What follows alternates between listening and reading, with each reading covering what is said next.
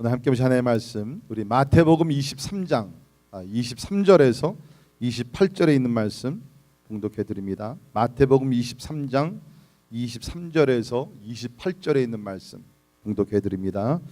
화 있을진저 외식하는 서기관들과 바리새인들이여, 너희가 박하와 회향과 근체의 11조는 들이되 율법에 더 중한 바 정의와 긍휼과 믿음은 버렸도다.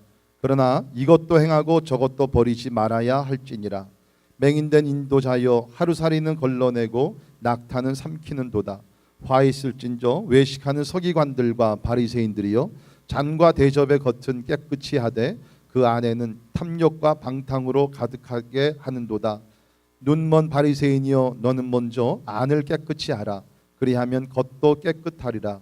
화 있을진저 외식하는 서기관들과 바리새인들이여, 회칠한 무덤 같으니 겉으로는 아름답게 보이나 그 안에는 죽은 사람의 뼈와 모든 더러운 것이 가득하도다. 이와 같이 너희도 겉으로는 사람에게 옳게 보이되 안으로는 외식과 불법이 가득하도다. 아멘. 성경을 잘 모르는 사람들이 이런 얘기를 가끔 합니다. 우리 기독교에서 믿기만 하면 구원을 받는다 그러는데 그 진리를 받아들이기가 어렵습니다. 그래도 착하게 살아야지. 바른 삶이 필요하지 않습니까? 오직 믿음만 강조한다 그러면 그것이 무슨 참된 종교입니까?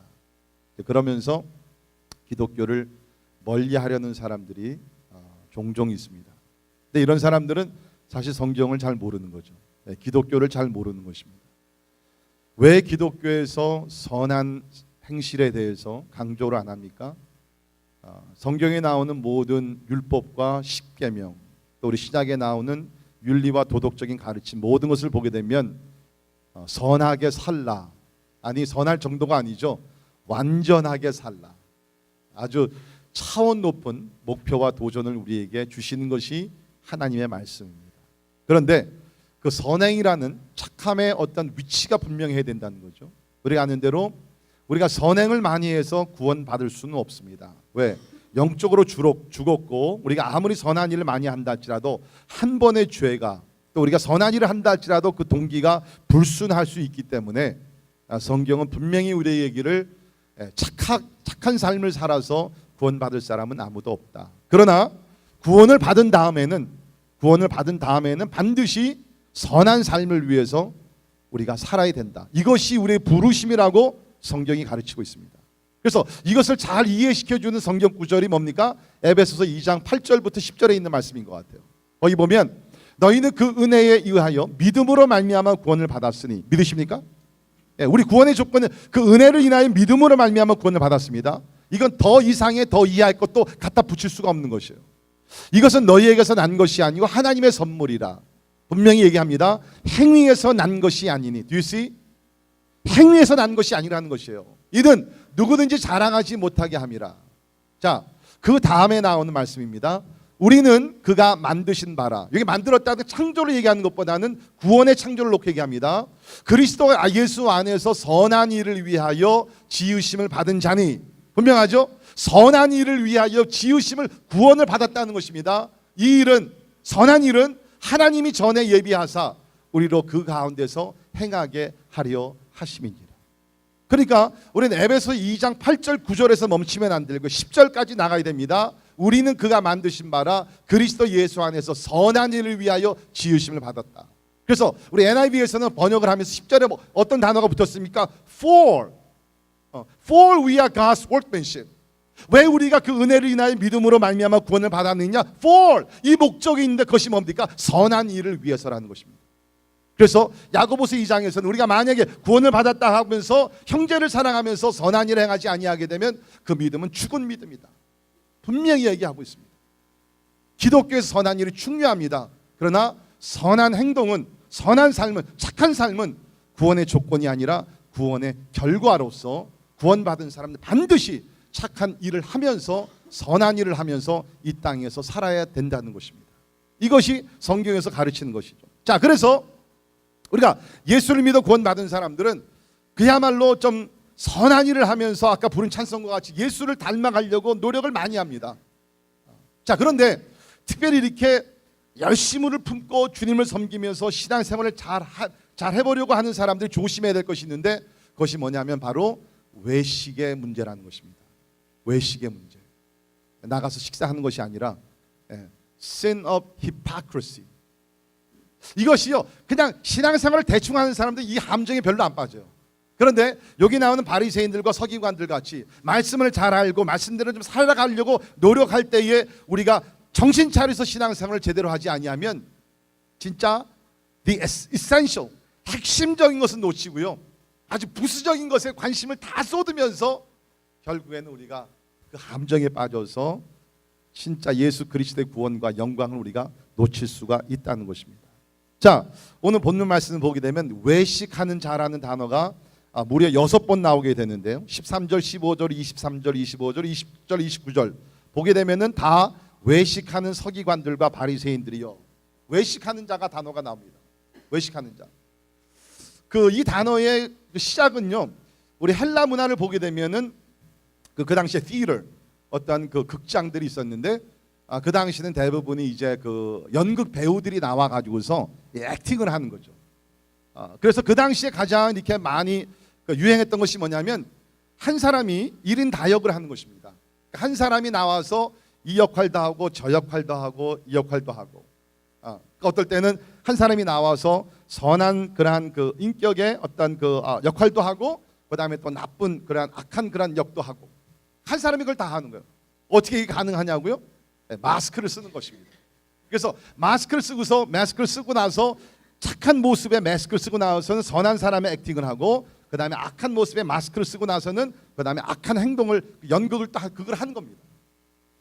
그래서 그 당시에 이렇게 그 티어에서, 극장에서 마스크를 쓰고 그 연극을 하던 배우들을 뭐라고 부르냐면은 히포크리시라고 불렀습니다. 히포크리시 뭐예요? 영어로 외식하는 자죠. 그래서 우리가 말과 행동이 일치되지 않을 때 영어로 you're hypocrite 그렇게 얘기하지 않습니까? 그 말의 시작이 바로 이 극장에서 마스크를 쓰고서 액팅을 하는 사람들을 히포크리시라고 불렀다는 것이죠. 그래서 그런지 모르지만 우리 오늘 23장 거기 5절에 있는 말씀 보면, 읽지는 않았지만 5절을 보십시오. 그들의, 외식하는 사람들 얘기합니다. 그들의 모든 행위를 사람에게 보이고자 하나니. 우리 NIV에서는 Everything they do is done for men to see. 바리새인들과 서기관들이 이렇게 외식하는 것들은 왜 그러냐? 사람들도 하여금 보게 하기 위해서다.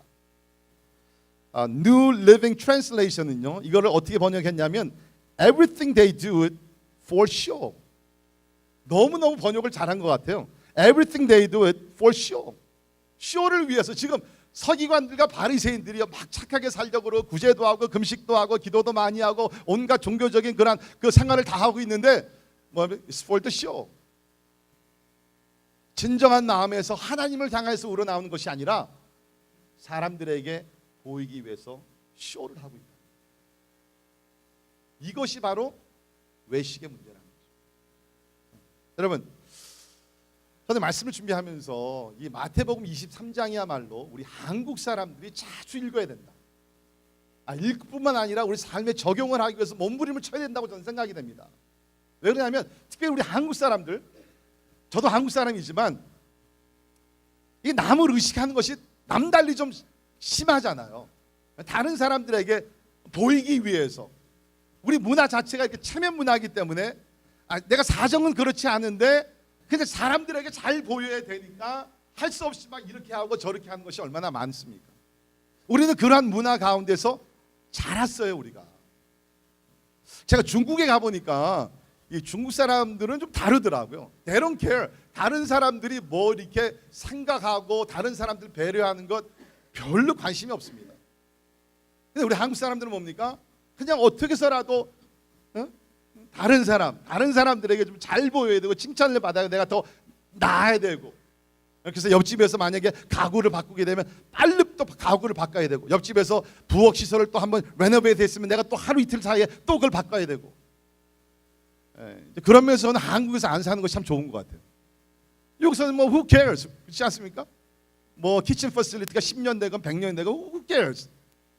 근데 우리 특별히 한국 문화는 뭡니까? 그런 것들이 굉장히 예민하면서 다른 사람들을 너무 의식하면서, 뭐 저도 두 아들을 키웠지만 우리가 자녀 교육에 진짜 진정한 동기가 뭡니까? 물론 자녀들이 잘 되기를 원하죠. 그러나 우리 마음의 한 부분은 뭐가 있어요? 우리 자녀들이 잘 돼서 내가 부모로서 사람들에게 좀 인정받고 칭찬받으려는 그런 게 아닙니까?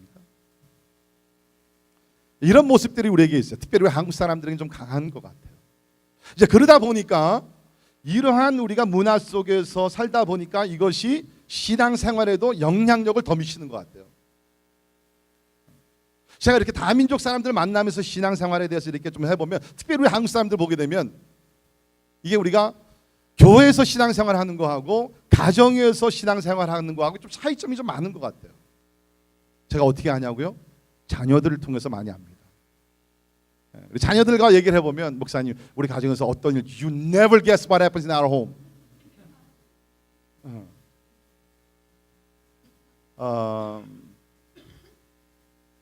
그러니까 이 외식의 문제가 특별히 우리 한국 크리스천들에게는 굉장히 중요하다고 저는 생각이 돼요. 오늘 한번 부흥 얘기하지만 제가 어떤 면에서 우리 가운데 진정한 부흥이 일어나기 위해서는 이 외식의 문제를 정직하게 받아들이고 인정하고 하나님 앞에 무릎 꿇고 기도하는 가운데 성령의 역사로 이걸 깨트려야 된다고 저는 믿습니다.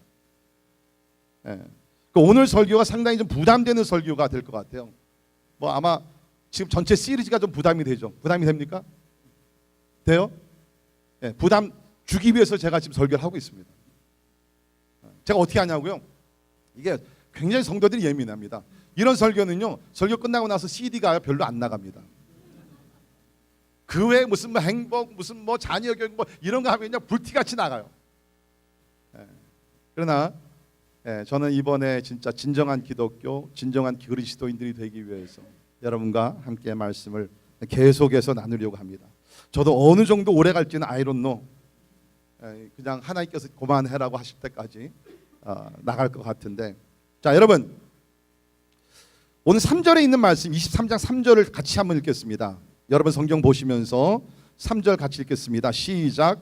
그러므로 무엇이든지 그들이 말하는 바는 행하고 지키되 그들이 하는 행위는 본받지 말라. 그들은 말만 하고 행하지 아니한다. 이거 외식이죠. 말만 하고 말한 것을 지키지 않는 것. 사실 오늘 설교는요, 저같이 지도자 위치에서 특별히 말씀을 가르치는 사람들이 제일 많이 찔림을 받아야 되는 메시지입니다. 저도 제가 솔직히 고백하면 이 본문을 가지고 이거 다른 본문을 택할까? 지금 여기 보면 서기관과 바리새인들 하나님의 말씀을 가르치는 사람들이었거든요. 저들의 문제가 외식하는 것이 문제였거든요. 자, 말씀을 가르치면서 지키지 못하는 것. 물론 여러분, 그 누구가 말하는 것에 대해서 100% 다 책임지면서 실천을 하겠습니까? 지금 성경에서 하나님께서 원하시는 삶은요, 우리가 가르치면서 그대로 100%다 지키는 완전한 삶, perfect life. 물론 그것이 우리가 목표가 되어야 되죠. 성경에 내가 온전하니 너희도 온전하라. Be perfect as your Father is perfect. 내가 거룩하니 너희도 거룩하라고 주님께서 말씀을 하셨습니다. 그러나 우리가 히브리서에 보기에는 그걸 좀 더 그걸 잘 이해를 시켰는 것이 뭐냐면 Pursue after the holiness. 하나님의 거룩하심을 쫓아가라는 것입니다. 여러분, 우리가 이 땅에 사는 동안에는 뭡니까? 완전히 죄가 없는 거룩함에 우리가 들어갈 수는 없어요. 그러나 우리의 목표가 뭡니까? Pursue after the holiness of God. 하나님의 거룩하심을 쫓아가는 것이에요. 그러기 위해서는 뭡니까?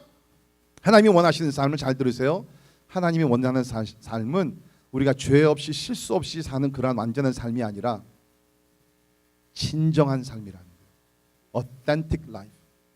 여기 나오는 대로 바리새인들과 서기관들과 같이 죄가 안에가 더럽고 추악한데 그것을 이렇게 커버업을 해가지고서 마스크를 쓰고서 나는 그렇지 않다, 나는 거룩하다, 그런 삶이 아니라 하나님 앞에서 정직하고 진정한 삶을 살라는 거예요. Be authentic. 하나님 앞에서 진정한 그리스도로 서라는 것이에요. That's all God is asking us. 하나님께서 오늘날 우리에게 요구하시는 것은 그건 것 같아요. 너희의 속사람을 가리려 그러지 말고, 너희의 내면 세계를 가리려고 하지 말고, 하나님 앞에서 정직하게 Be transparent. 하나님 앞에서 투명한 삶을 살라는 것입니다. 자, 그렇지 않게 되면 뭡니까? 오늘 말씀 보게 되면 상당히 우리 주님께서요, 이 외식하는 문제를 심각하게 다루셨는데 우리가 어떻게 알 수 있느냐? 23장에서 화 있을진저라는 단어가 7번 나옵니다. Woe to you. 이 화라는 단어가 헬라어로 우아이라는 단어인데, 우아이. 이건 성경에서 두 가지 의미로 사용됐습니다. 하나는 오 슬프도소이다. 그러니까 슬픈 것을 이렇게 표현할 때에 woe 그런 단어를 썼고요. 또 한 가지는 뭐냐면은 하나님의 저주가 임하는 것을 woe라는 화 있을진저라는 단어를 썼습니다. 그러니까 우리가 문맥을 보게 되면 분명히 여기서는 하나님의 저주가 임한다는 것을 얘기하는 것입니다. 그러니까 뭡니까? 예수님께서 이 땅에 오셔서 공생을 하시면서 여러분 성경을 보게 되면 사실은 많은 설교가 바리새인들과 서기관들을 향했습니다. 왜? 예수님은 그들을 바로 잡아주기를 원했어요. 하나님의 말씀을 그 누구보다 아는데 말씀을 사실은 지키지 아니하는 사람들이 바리새인들과 서기관들이었거든요. 이 종교 지도자들이었거든요. 그래서 예수님의 마음은 좀 저들이 회개하고 하나님 앞에 돌이키고 니고데모와 같이 바리새인이었지만 하나님 앞에 진정한 마음으로 나와서 영생을 얻기를 주님께서 원하셨기 때문에 그 많은 설교를 바리새인들과 서기관들을 위해서 주셨어요. 그런데 이제 예수님께서 십자가에 달려 죽으시기 때가 가까이 왔습니다. 마지막으로 저들에게 주신 메시지는 뭐냐면 Woe to you. 이제 너희들에게 남은 것은 하나님의 저주밖에 없다는 것입니다. 여러분, 예수님이 얼마나 심각하게 지금 이 설교를 하고 계시냐면 33절을 보십시오. 33절을 보시면 이 외식하는 사람들을 향해서 뱀들아, 독사의 새끼들아, 너희가 어떻게 지옥의 판결을 피하겠느냐. 여러분, 지금 예수님의 말씀입니다. 예수님께서 말씀하시고 직접 기록을 한 것입니다. 여러분, 뱀은 뭐예요? 이스라엘 백성 유대인들을 가장 더럽게 여겼던 그 동물이 뱀이에요. 그리고 우리가 아는 대로 성경에서 창세기부터 보게 되면 이 뱀이라는 것은 뭡니까? 그 사단을 상징하는 동물이 바로 뱀이었어요. 우리 한국 사람들 뱀을 잡아먹지만 그러나 유대인들의 뱀하면 막 즐겁하는 것이었습니다. 그런데 그 당시에 top spiritual leaders, 그 종교에서 가장 높은 지위에 앉고 있었던 서기관들과 바리새인들에게 주님께서 너희 뱀들아, 멈추질 아니하시고 독사의 새끼들. 뭐를 느낄 수 있어요? 주님께서는요, 성경의 어느 죄보다, 간음이나 살인이나 무슨 뭐 탐심이나 그 어느 죄보다 가장 심각하게 다루시는 것이 바로 외식의 죄라. 네, 우리는 많은 경우에 we just slip by. 우리는 많은 경우에 그냥 뭐 이 심각한 누를 가서 죽이든지 무슨 뭐 큰 죄를 범하지 않으면 그냥 쭉쭉 넘어가죠. 그러나 우리 예수님은요, 그 어느 죄보다도 이 외식의 죄를 가장 심각하게 다루셨다는 거예요. 왜 그렇습니까? 여러분, 이 외식이라는 것이요, 우리 삶의 패런이 돼버리면, when this hypocrisy becomes the pattern of our life, 우리 삶의 모습으로 이것이 변질되게 되면요, 그 다음에는 살아나올 수 있는 구멍이 길이 없어요. 이 외식죄는 뭡니까? 자기가 괜찮은 줄 알아요. 자기가 최고인 줄 알아요. 죄를 인정해야지, 자기 부족함을 인정해야지 하나님 앞에 나가 엎드려 기도하면서 용서를 구할 텐데, 지금 자기네들이 최고라고 자만심과 교만심에 빠져 있으니까 구원받을 수 있는 길이 없잖아요. 그래서 예수님께서 그 어느 문제보다 이 외식의 문제를 제일 심각하게 다뤘던 것 같아요. 자, 외식이라는 게 무엇이냐? 자, 27절 보십시오. 27절, 화 있을진저 외식하는 서기관들과 바리새인들이여, 회칠한 무덤 같으니 겉으로는 아름답게 보이나 그 안에는 죽은 사람의 뼈와 모든 더러운 것이 가득하도다. 이와 같이 너희도 겉으로는 사람에게 옳게 보이되 안으로는 외식과 불법이 가득하도다. 그러니까 외식이라는 죄는요, 그냥 안과 밖이 다를 뿐만 아니라 겉으로는 굉장히 하얗게 깨끗하게 보여요. 거룩하게 보이는데 그 안에는 반대로 이 더럽고 추악한 것들이 가득 차 있다. 그러니까 그 당시에 그 무덤은 이렇게 땅 속으로 들어가는 것이 아니라 겉으로 드러나는 무덤이어서 사람들이 이제 보기 좋게 하기 위해서 하얀 색칠을 했습니다. 회칠을 했습니다. 그러니까 겉으로 보면 굉장히 하얗죠. 깨끗한 것 같아요. 그러나 그 누구도 알 수 있는 것이 뭡니까? 그 안에는 썩은 뼈가 있고 썩은 냄새가 나고 그런 것들이 있잖아요. 그러니까 예수님께서 지금 외식하는 사람들을 이렇게 다루시고 있다는 거예요. 사랑하는 성도 여러분, 우리가 사람은 속일 수 있어요. 아니 더 나아가서 자기 자신도 속일 수가 있습니다.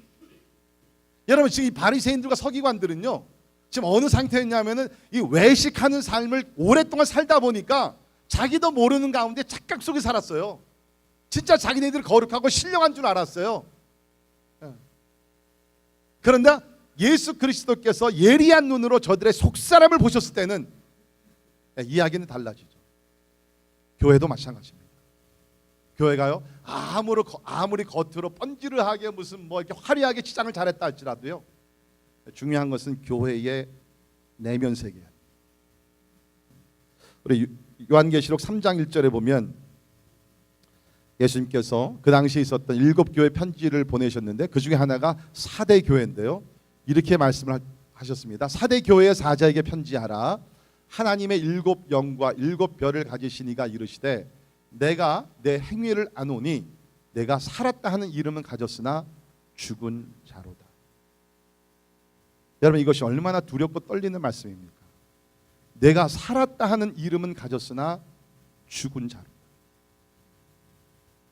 오늘날 우리 한국교회가 살은 교회같이 날뜁니다. 집회들 많이 합니다. 사람들도 모입니다. 거대한 대형 교회들 건물을 집니다. 그러나 여러분 하나님 보시기에 과연 지금 한국에 있는 많은 교회들이 살아있는 교회냐?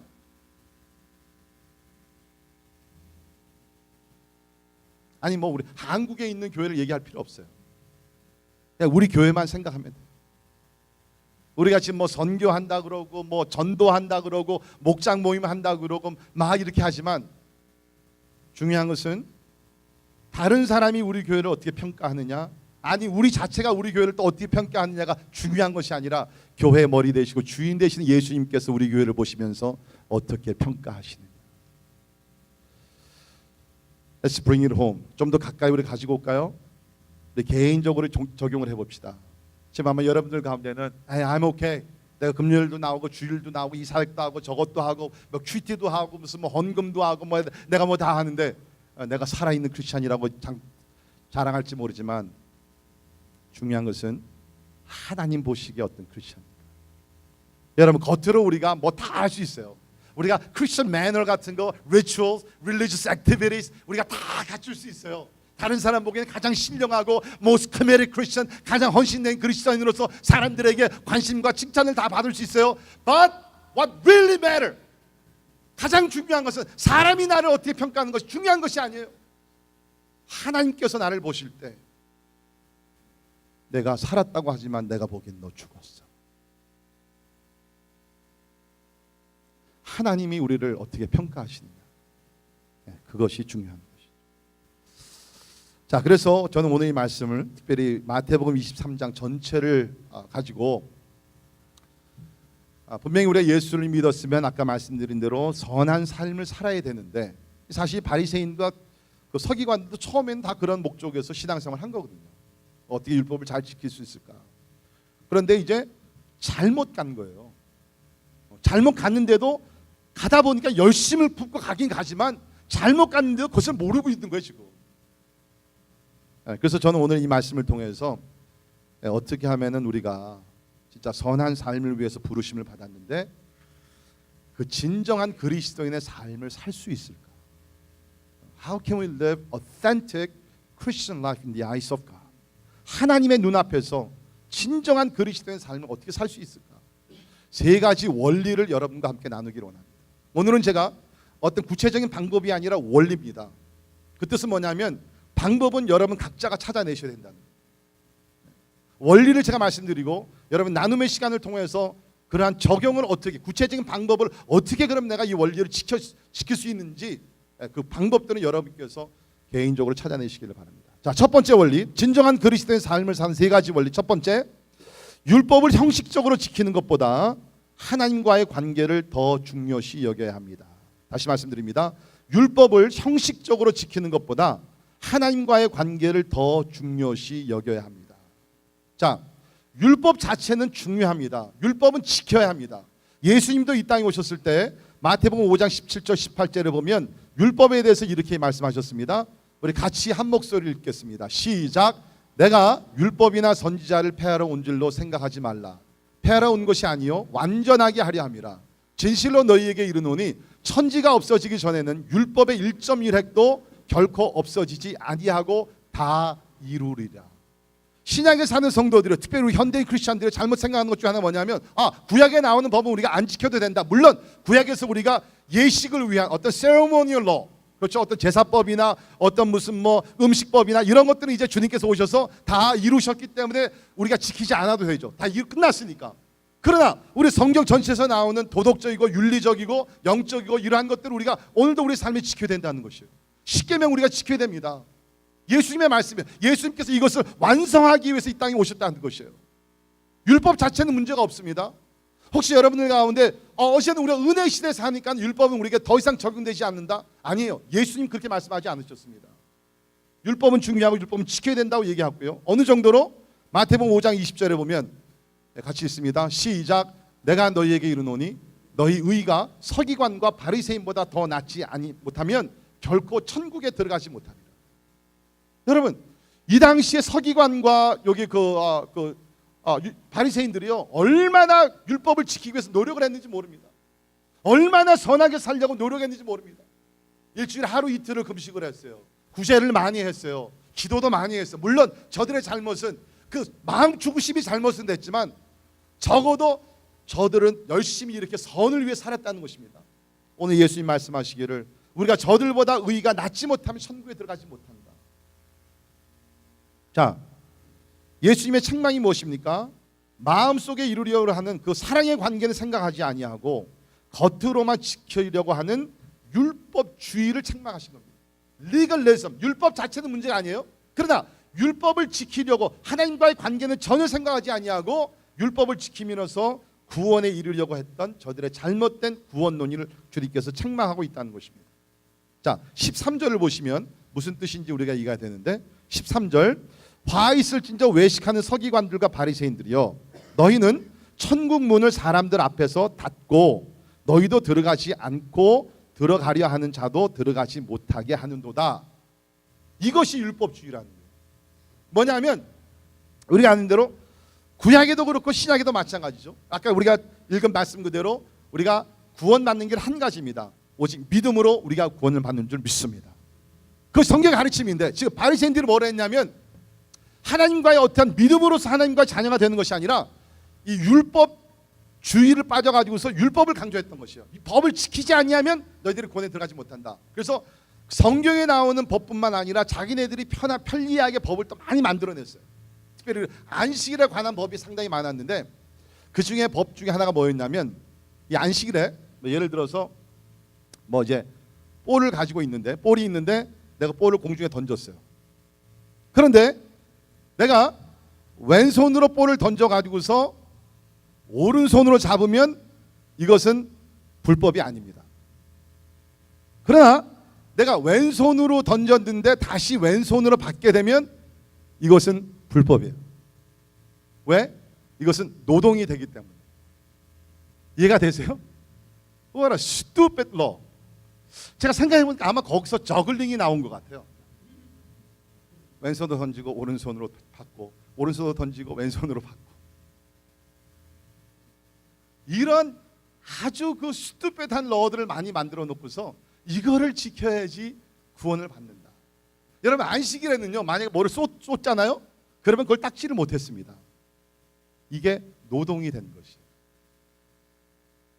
그러니까 사람들은요 하나님은 예수를 믿어 장차 오신 메시아를 믿어서 하나님과의 어떤 인격적인 관계를 원하셨는데 너무나 법이 많다 보니까는 그냥 law after law, law after law 안식 법이 있고 음식에 대한 법이 있고 옷에 대한 법이 있고 그냥 하니까 사람들이 아침부터 저녁까지 계속 그냥 이게 법인가 불법인가 법인가 불법인가 하다 보니까는 하나님과의 인격적인 관계는 없는 거죠. 여러분 우리 신앙생활도 그렇게 할 수 있어요. 우리가 먼저 있어야 되는 것은 뭡니까? 하나님과의 친밀한 관계요 교제입니다. 하나님이 원하시는 것은 그것이에요. 내 마음으로 사랑의 관계가 하나님과 이루어지게 되고 거룩한 삶이 내 마음속부터 거룩하신 하나님과 연결이 되는 것을 하나님께서 원하시는데, 우리가 잘못 신앙생활을 하다 보면 이 내면 세계의 중요성보다는 외면 세계에 나타나는 어떠한 법을 자꾸 따라가려고 합니다. 다시 말씀드립니다. 법은 중요하고 법은 지켜야 됩니다. 그러나 그것보다는 먼저 내면 세계에 있어서 하나님과의 사랑의 교제가, 관계가 이루어지게 되면 겉으로 나타나는 행동은 따라오게 된다는 것입니다. 자, 제가 쉽게 풀이를 하죠. 자, 여러분,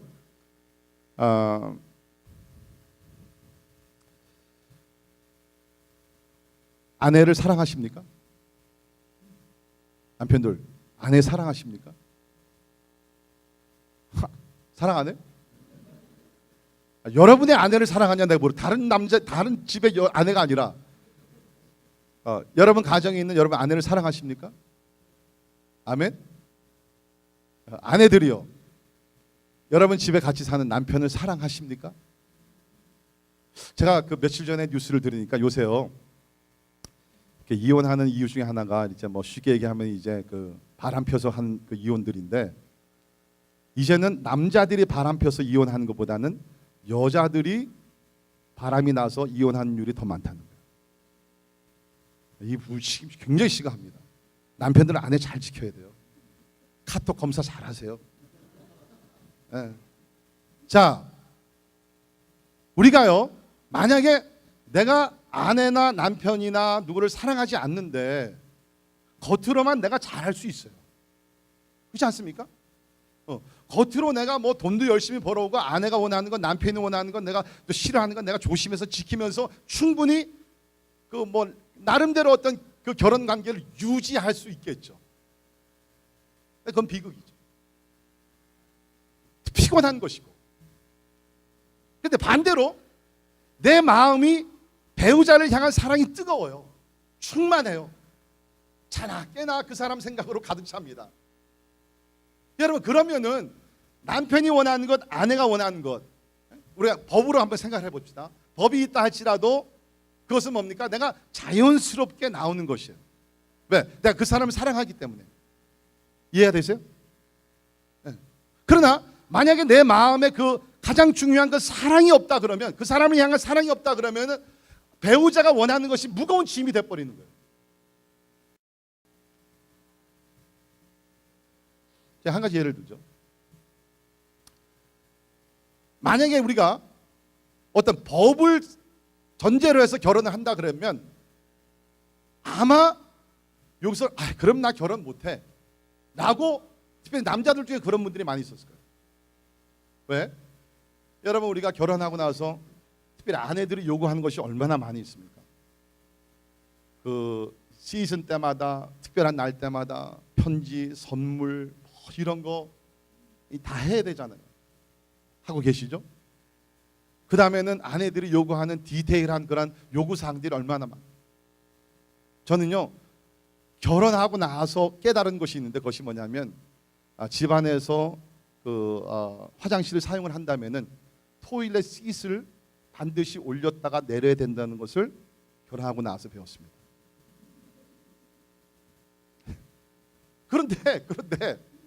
그런데 아내를 사랑하니까 그것이 무거운 짐이 아니에요. 네, 그거를 내릴 때, 그래, 내가 이걸 내려야지 아내가 여기서 잘 사용하겠지. 그렇죠? 그러니까 뭡니까?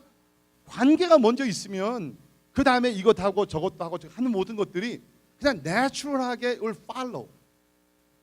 내 마음이 그것이 없으면은 그것이 무거운 짐이 된다는 것이에요.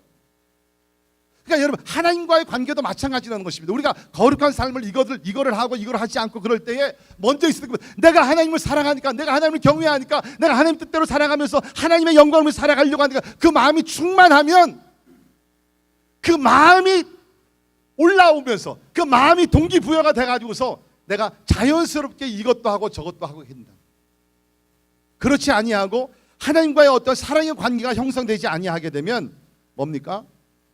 그 다음에 율법주의에 빠져서 하나님과의 관계는 상관이 없이 겉으로만 모든 것을 하게 되는데, 그것이 바로 외식하는 자가 된다.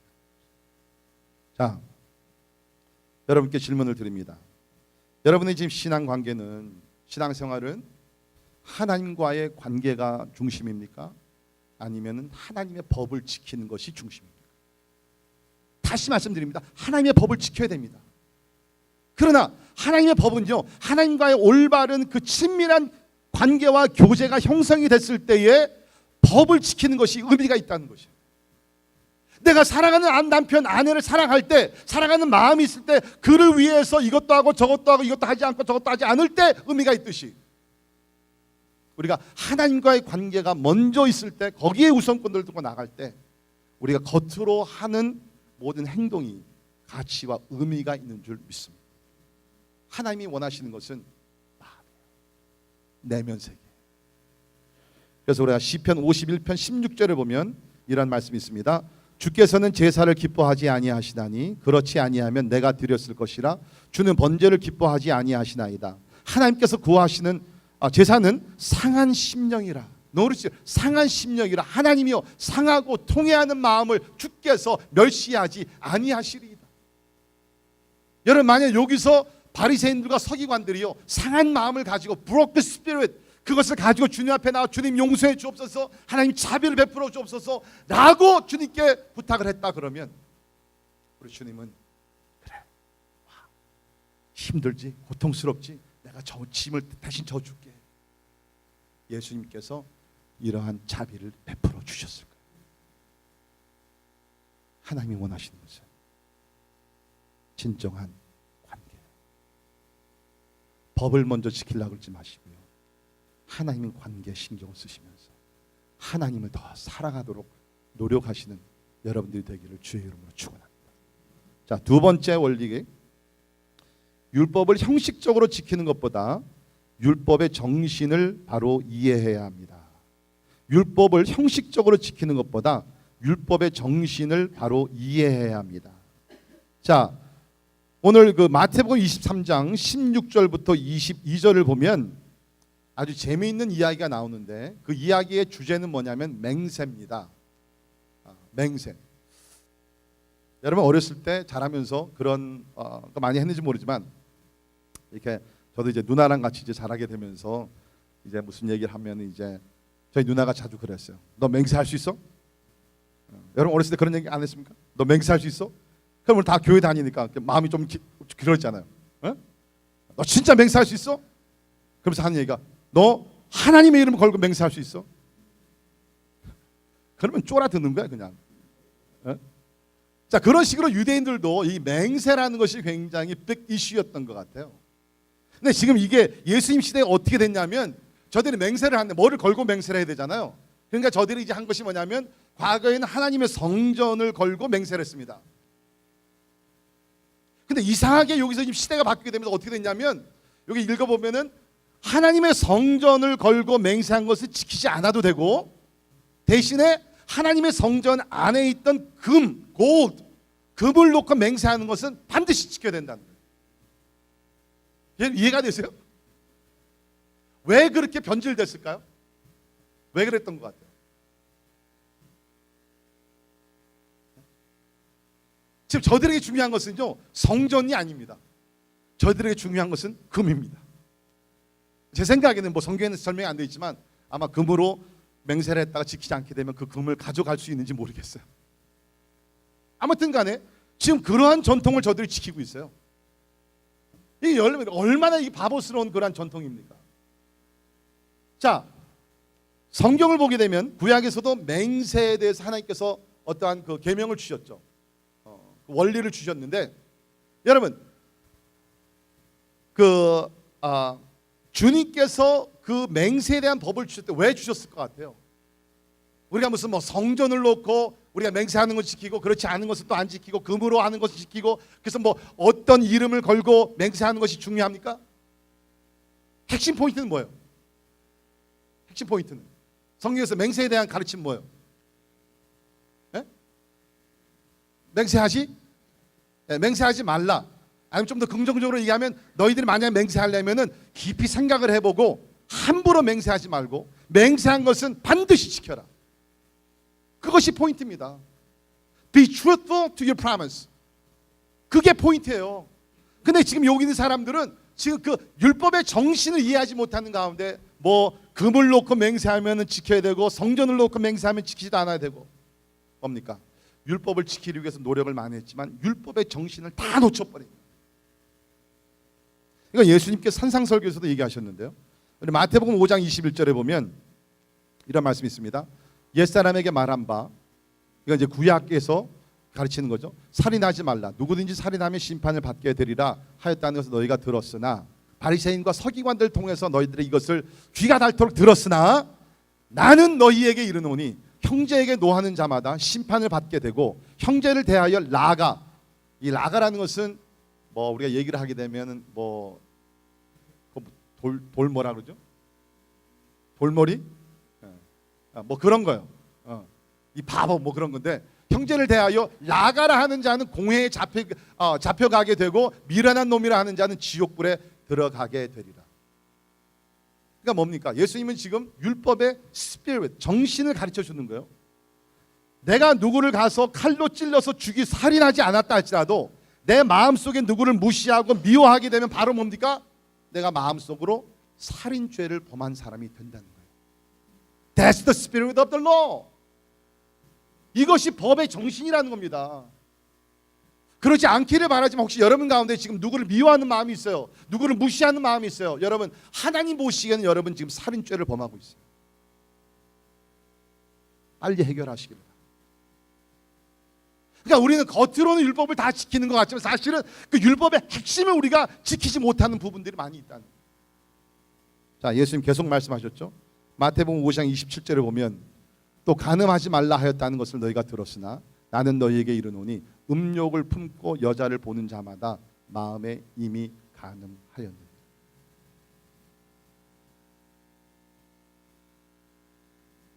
간음은요, 내가 육체적으로 어떤 관계를 맺지 않더라도 내가 마음으로 음욕을 품으면 하나님 앞에서는 간음의 죄를 범한 사람.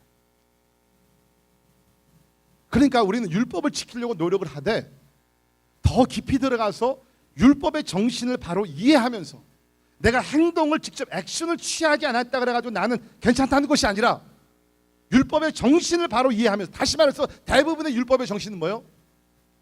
겉으로 나타나는 것이 중요한 것이 아니라 what really counts is what goes inside of your heart. 마음의 상태. 그러니까 우리는 우리의 마음이 하나님 앞에서 올바르기 위해서 성령의 도우심을 받아서 신앙생활을 해야 된다. 이것이 진정한 그리스도인의 삶이라는 것입니다. 자, 세 번째 원리입니다. 마지막.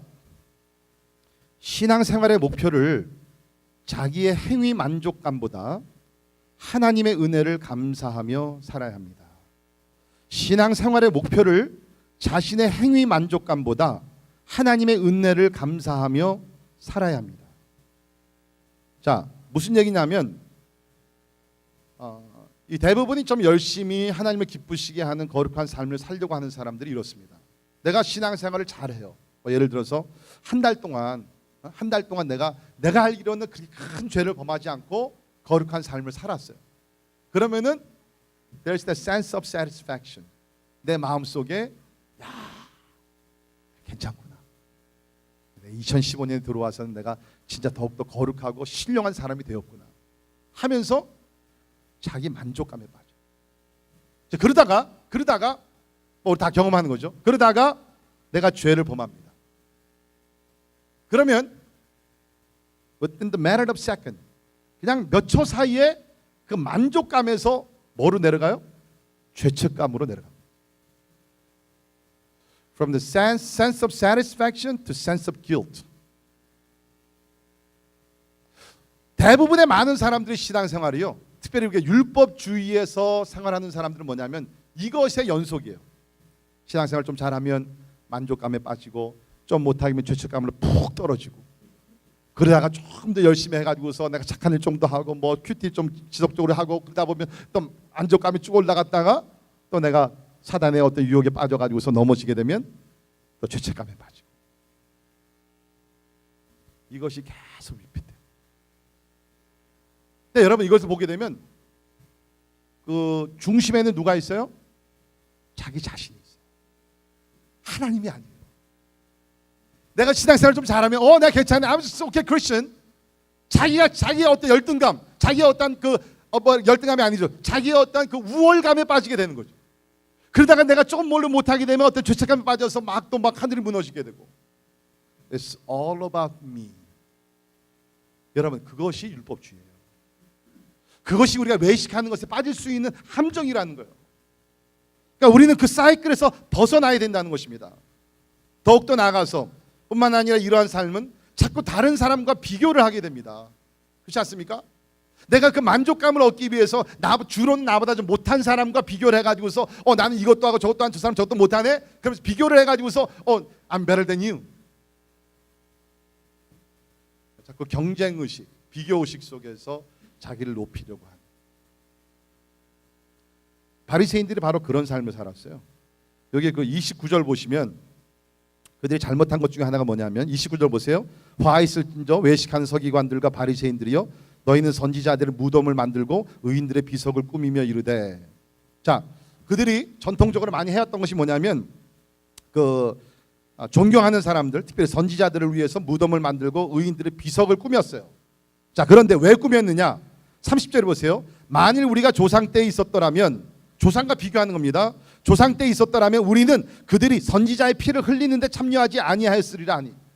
그러니까 뭐예요? 선지자들의 무덤과 비석을 세우면서 하는 얘기가 뭡니까? 자, 우리 존경하는 예레미야 선지자가 우리 다니엘 선지자가 이렇게 피를 흘려가지고 죽었는데 만약에 우리가 그 시대에 살았다 그러면 우리의 조상들과 같이 선지자들로 피를 흘리는데 참여하지 않았을 것이다. 그러니까 비석과 무덤을 만들어 가지고서 그 선지자들을 이렇게 존경의 대상으로 삼는 것이 아니라 자기들을 다시 한번 떠올리는 거예요. 왜 우리 그때 조상들은 에레미야 시대 때 살았던 사람들은 왜 에레미야 선지자를 보존하지 못했느냐? 그런 식으로 얘기를 하게 되면서 지금 자기를 또 한 번 올리는 그런 죄를 범하고 있다. 자, 그러니까 여러분, 우리의 신앙생활의 목표를 내가 좀 잘하면 어떤 무슨 만족감이나 또 내가 못하면은 또 거의 죄책감, 물론 우리가 어떤 긍정적인 죄책감이 우리에게 필요하죠. 거기다가 우리가 초점을 두면 안 되고요. 우리는 예수 그리스도께서 행하신 것에 우리는 초점을 둬야 될 줄을 믿습니다. 그러니까 내가 이것을 하고 내가 이것을 하지 못하는 것이 그건 종교예요. lot of do's and don'ts. 그러나 기독교의 특징이 뭡니까? It's not about do's and don'ts, but it's about what? What Christ has done on the cross. 예수 그리스도께서 이루신 것을 붙드는 것이 기독교 아닙니까?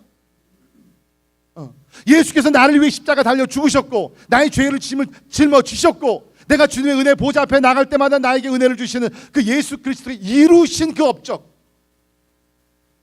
그러니까 신앙생활의 중심이 내가 아니고 뭐예요? 예수 그리스도라.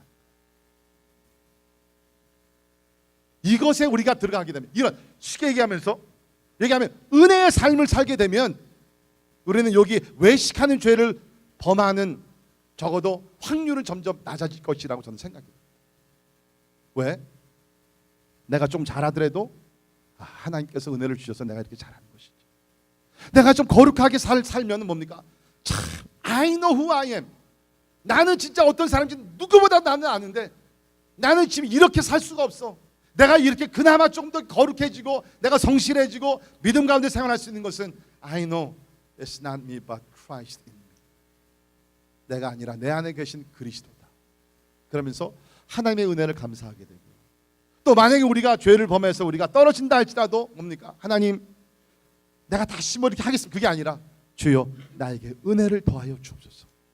용서의 은혜를 주시고 회복의 은혜를 주시사 다시 한번 일어나게 하여 주옵소서. 그러니까 뭡니까? 내가 신앙생활을 잘해도 하나님의 은혜요. 내가 못해가서 다시 일어난다 할지라도 하나님의 은혜를 붙들고 일어나는 거예요. 그리스도가 중심이 되고 예수 그리스도의 은혜가 우리 삶의 중심이 될 때 우리는 외식하는 사람들이 아니라 하나님 앞에서 진정한 그리스도인으로 살게 될 줄을 믿습니다. 바울이 그런 삶을 살았어요. 우리 고린도전서 15장 10절 잘 아는 말씀이죠. 같이 한 목소리 읽겠습니다. 시작. 그러나 내가 나아된 것은 하나님의 은혜로 된 것이니 내게 주신 그의 은혜가 헛되지 아니하여 내가 모든 사도보다 더 많이 수고하였으나 내가 한 것이 아니요 오직 나와 함께 하신 하나님의 은혜로라. 할렐루야. 이것이 진정한 그리스도의 삶의 모습이라고 저는 생각합니다. 여러분, 근데 이거 진정하게 하셔야 되죠. 겉으로 사람들 집사님 어떻게 그렇게 잘하세요? 참 부럽습니다. 그런 말로만 우리가 하나님의 은혜죠 하고서 속으로는 그래, 내가 괜찮지. It doesn't count. 마음 중심에서부터 그렇습니다. 나는 죄인 중에 괴수고 하나님의 은혜가 아니었다. 나는 지금 이런 사람이 될 수가 없습니다. 하나님 잘돼도 하나님의 은혜요. 내가 신앙생활 좀 떨어진다 할지라도 다시 하나님의 은혜를 붙들고 일어나. 이것이 그리스도인의 삶이다. 말씀은 결론을 내립니다. 저는 23절에 있는 말씀이 전체 결론 핵심이라고 저는 생각이 되는데 23절 다시 한번 여러분 성경을 보시면서 함께 읽도록 합시다. 23절 같이 읽습니다. 시작. 화 있을진저 시간은 서기관들과 바리새인들이여 너희가 박하와 회향과 근처의 11조는 들이되 율법에 더 중한 바 정의와 긍휼과 믿음은 버렸도다. 그러나 이것도 행하고 저것도 버리지 말아야 할지니라. 자, 여러분, 지금 우리의 대부분의 많은 크리스찬들의 문제가 뭐냐면 11조 생활. 근데 솔직히 뭐 11조를 생활을 잘 못하면서 이거 말씀하기가 좀 그렇지만 뭐 추측으로 그냥 합시다. 11조 생활을 철저하게 잘 드린단 말이에요. 지금 여기 있는 사람들을 보게 되면 자기가 뭐 배운 버는 것뿐만 아니라 그 외에도 뭐 예를 들게 되면 누가 뭐 시금치 갖고 오게 되면 콩나물 갖고 오게 되면 거기서부터 10분지 1을 띄어가지고서 하나님 앞에 드렸다는 거예요. 얼마나 철저하게 합니까? 그것이 잘못된 게 아니에요, 여러분. 11조는 신약의 성도들도 지켜야 합니다. 이거 보니까 이것도 행하고 저것도 버리지 말아야 되잖아요. 그런데 우리의 문제는 뭐냐면 겉으로 나타나는 것을 잘 하려고 그래요. 11조도 드리고 예배 시간도 우리가 와서 예배를 드리려고 봉사도 하고 다 하려고 그러는데 겉으로 나타나는 것은 잘 하려고 그러는데 보이지 아니하는 것들, 그것이 뭐예요? 정의와 긍휼과 믿음. 진짜 있어야 될 것들은 지키지 않으면서 부수적인 것, 겉으로 보이는 것만 신경을 쓴다. 이것이 외식의 문제예요. 저는 우리 가운데 진정한 부흥이 일어나기를 주의 이름으로 축원합니다. 진정한 부흥은 뭐예요? 가면을 받는 것, 외식을 내려놓는 것. 내가 하나님 앞에 내 모습 그대로 가지고 나갔어. 하나님, this is who I am. 하나님의 용서해 주시고 나를 변화시켜 주시고 나의 삶에 은혜를 다시 한번 부어달라고. 다시 말씀드립니다. 하나님이 원하시는 삶은 authentic life, 진정한 삶이지 완전한 삶은 아니라. 오늘 결론을 내리면서 두 개의 키워드를 여러분과 함께 나눕니다. 하나는 transparency, 두 번째는 consistency. transparency가 뭡니까? 투명한 삶. consistency, 일치되는 삶. 나의 public life and private life. 교회에서 우리가 나누는 삶, church life and social life. 우리가 사회에 나가서 사는 삶. 이것이 일치돼야 된다. 그리고 내가 자꾸 가리는 것이 아니라 투명한 삶. 투명한 삶을 우리가 살기 위해서 저는 여러분께 부탁드립니다. 여러분, 우리가 진짜 노력을 해야 돼요. 진짜 우리 모두가 노력을 해야 되는데 그러기 위해서는요, 우리 옆에 있는 양옆에 앞뒤에 있는 우리 형제 자매들을요 그대로 받아줘야 돼요. 그대로 흉보지 마시고요, 비난하지 마시고요, 그대로 받아줘야 되고요. 또 그대로 여러분께서 표현하시고 나타낼 때 부끄러워하지 마십시오. 저는 가끔 이제 교회를 전혀 나가보지 않는 분들이 이게 교회 오셔서 친교 시간에 대화를 나누거든요. 대화 자체가 달라요.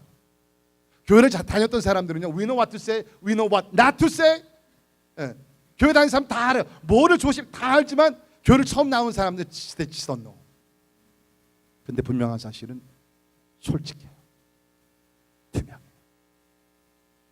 신앙생활은 거기서부터 자라는 것입니다. 우리 교회가 그런 좀 어떤 그 프리덤, 그렇죠? 이런 자유가 주어지는 교회가 되기를 주의 이름으로 축원합니다. 찬송 하나 부르겠는데요. 인내하신 구세주여. 요새 우리가 참 옛날 찬송을 많이 우리가 잃어버리는 것 같아요. 인내하신, 제가 예수를 믿고 그때에 참 이 찬송을 많이 부르면서 주여 주여 내가 비오니 죄인 오라 하실 때에 날 부르소서. 물론 우리는 용서받은 죄인들이죠. 우리 찬송 부르실 때에 다른 사람들 생각하지 마세요. 다른 사람 중요해요. 내 자신이 중요해요. 오늘 내가 하나님 앞에서 어떤 모습인가. 나는 여기 나오는 서기관들과 바리새인들과 같이 겉으로는 참 뻔드르하게 사람들에게 나름대로 존경도 받지, 내 내면 세계는 너무 추악한 더럽고 교만과 불법과 이런 것들이 가득 차지하는 거죠. 자신을 살피시면서 우리 같이 찬송하십시다.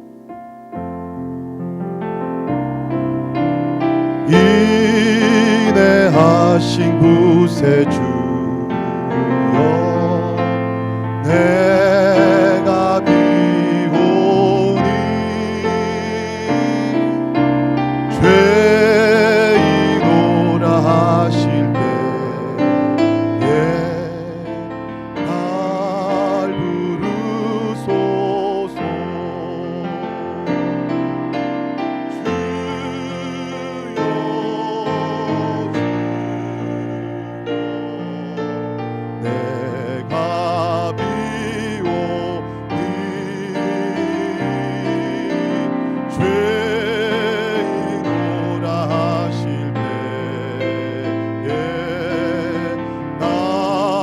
부르소서.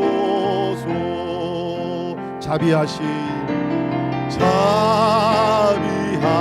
보좌에 울어 엎드려 자복하고 회개하니 믿음 주소서.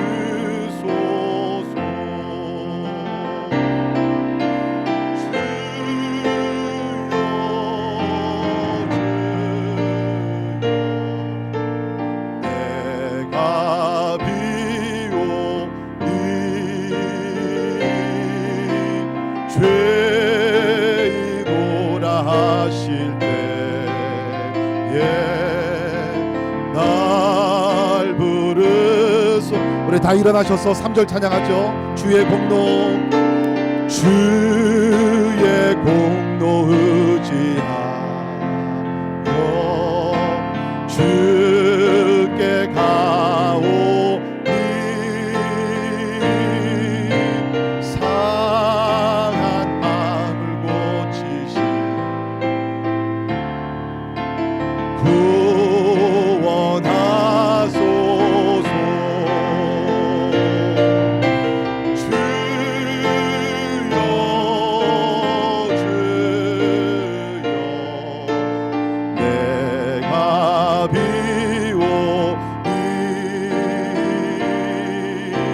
죄인 오라 하실 때에 날 부르소. 같이 기도하겠습니다. 하나님 앞에 정직하게 나아가서 하나님, 이 죄인 여기 있다고 하나님 용서해달라고, 하나님 이제까지 외식하며 살던 나를 용서해달라고 회개하면서 새롭게 되는 내가 있기 위해서 우리 같이 기도할 수 있기를 바랍니다. 다윗의 기도가 우리에게 기도가 되기를 바랍니다. 하나님이여 내 속에 정한 마음을 창조하시고 내 안에 정직한 영을 새롭게 하소서. 하나님이여 내 속에 정한 마음을 창조하시고 내 안에 정직한 영을 새롭게 해달라고 우리 통성으로 말씀을 생각하시면서 같이 기도하겠습니다. 걸어가신 하나님 아버지 주님 앞에 나아갑니다. 아버지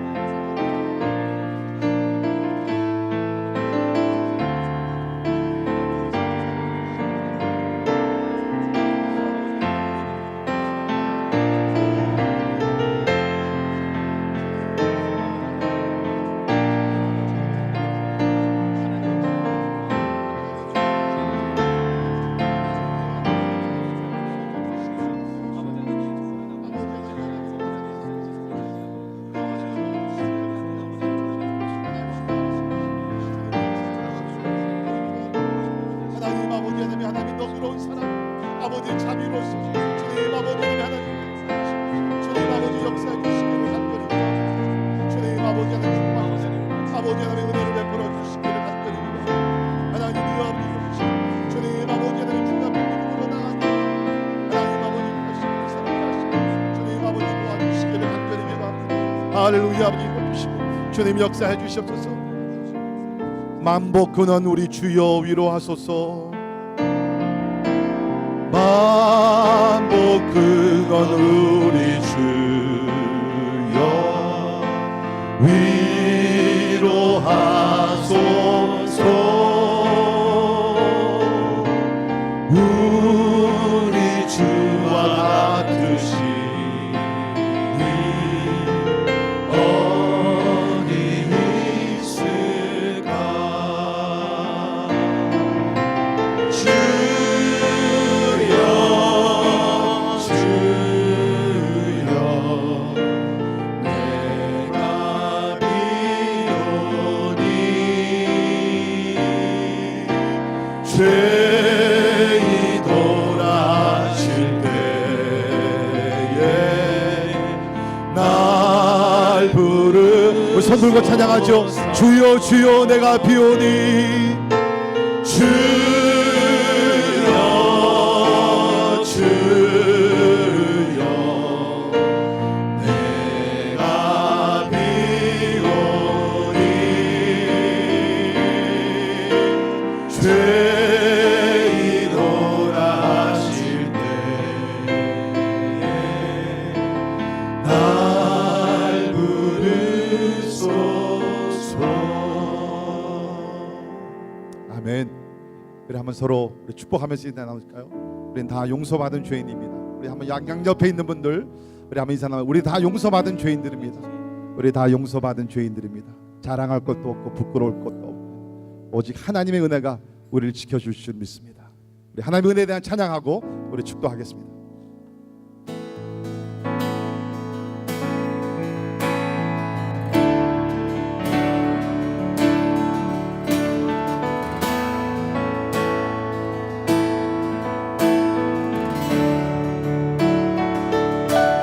시작됐네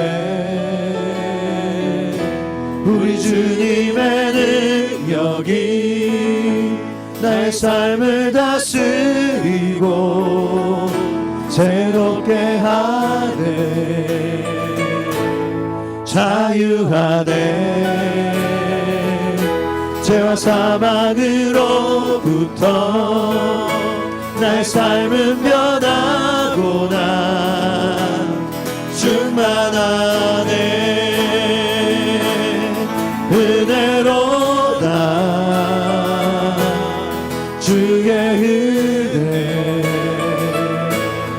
한량없는 주의 은혜 은혜로다 주의 은혜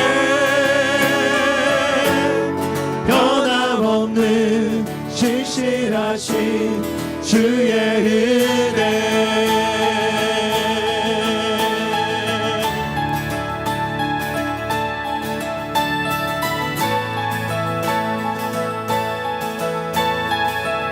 시작됐네 우리 주님 시작됐네 우리 주님의 능력이 나의 삶을 다스리고 새롭게 하네. 자유하네 죄 사망으로부터 나의 삶은 변하구나. 충만하네 은혜로다 주의 은혜 한량없는 오 주의 은혜 은혜로다 주의 은혜 변함없는 신실하신 주의 은혜 그대로다. 주의 은혜 주의 은혜 한량없는 주의 은혜 그대로다. 주의 은혜 변함없는 신실하신 다시 한번 찬양합니다. 주의 은혜로다. 주의 은혜로 주의 은혜 한량없는 주의 은혜 은혜로다. 은혜로다. 주의 은혜 변함없는 신실하신 주의 은혜로다. 은혜로다. 주의 은혜 한량없는 주의 은혜 은혜로다. 주의 은혜 변함없는 진실하신 주의 변함없는 변함없는 진실하신 주의 은혜. 하나님, 다른 사람은 모르지만 부족한 종 하나님의 은혜가 아니면 이 자리에서 감히 하나님의 말씀을 선포할 수 없는 것 주님은 아십니다.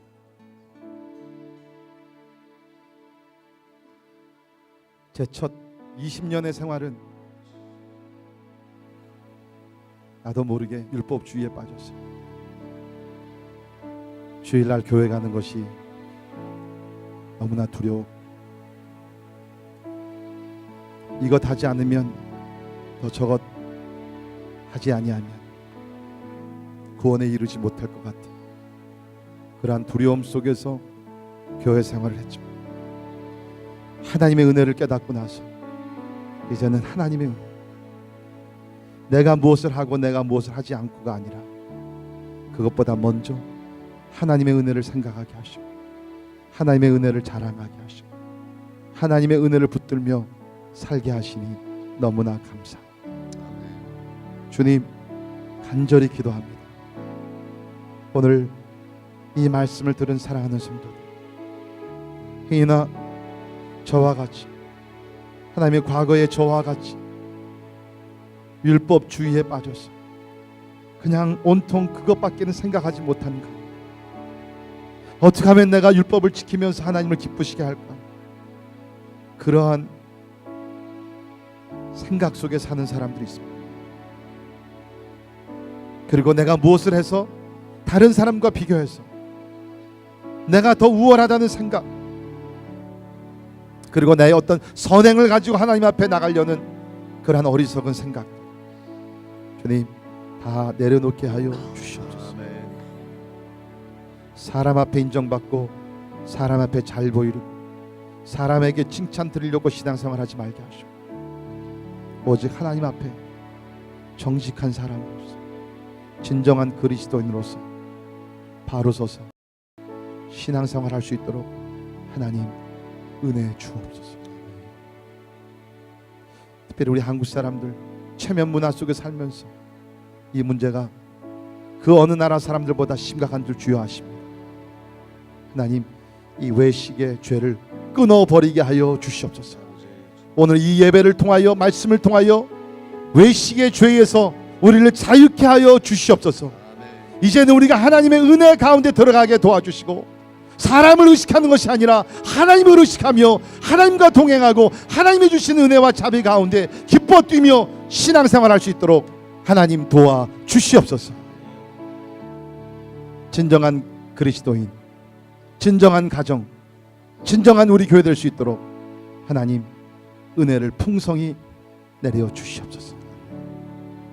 지금은 우리의 속사람을 보시며 우리 속사람을 먼저 변화시키셔서 우리 삶 전체를 새롭게 하시기를 원하는 우리 주 예수 그리스도의 은혜와 하나님의 무한하신 사랑과 성령님의 감화 감동 역사 충만케 하시며 오늘 외식에 대한 말씀을 듣고 이제는 하나님과 사람 앞에 진정한 사람으로, 진정한 그리스도인으로 부끄럽지 않는 삶을, 투명하고 일치되는 삶을 살기를 원하는 우리 사랑하는 모든 성도들 머리 위에 지금부터 영원까지 함께 하시기를 주님의 이름으로 간절히 축원하옵나이다.